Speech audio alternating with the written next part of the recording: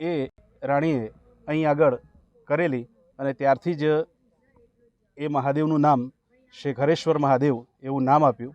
તો આ તો બહુ જ જૂનું સદીઓ પુરાનું જેને કહીએ એવું શિવલિંગ કહેવાય અને સ્વયંભૂ છે પાછું.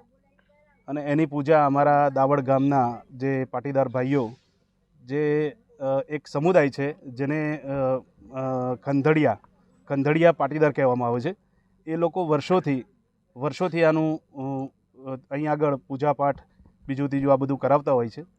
અને અહીં આગળ અત્યારે હાલ આ મંદિરનું જે કહીએ આપણે કે એનું નિભાવ, તો એ નિભાવ અમારા ભાઈ જ છે મોટા ગોર અરવિંદ કુમાર કાંતિલાલ શાસ્ત્રી એ પોતે, પછી એમના ભાઈ છે મોટા ભરતભાઈ ગોર, એ બધા થઈ અને સાથે બીજા મિત્રો પાટીદાર એ બધા હળી મળી અને અહીં આગળ આયોજન કરતા હોય છે. અને આ શિવલિંગ બનાવતા કેટલો ટાઈમ લાગ્યો હતો અને કેટલા લોકો જોડાયા? અચ્છા, આજે આ શિવલિંગ જે બનાવ્યું એમાં હું પણ હાજર હતો અને લગભગ 4 કલાક, હા ટાઈમ તો 4 કલાકનો હતો જ, પણ 400 માણસ અહીં આગળ ભેગું થયું હતું.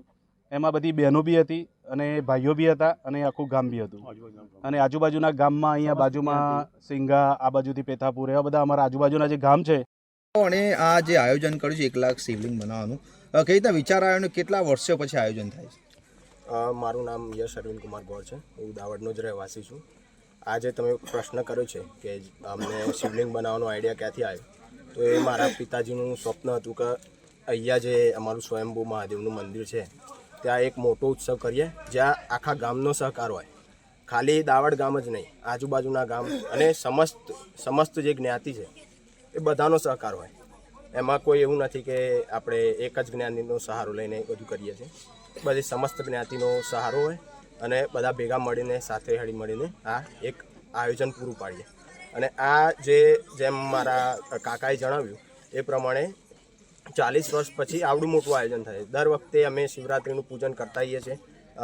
લાસ્ટ 3-4 વર્ષથી તો 24 કલાક એટલે કે 8 પ્રહરની પૂજા કન્ટિન્યુઅસલી ચાલુ જ રહે છે.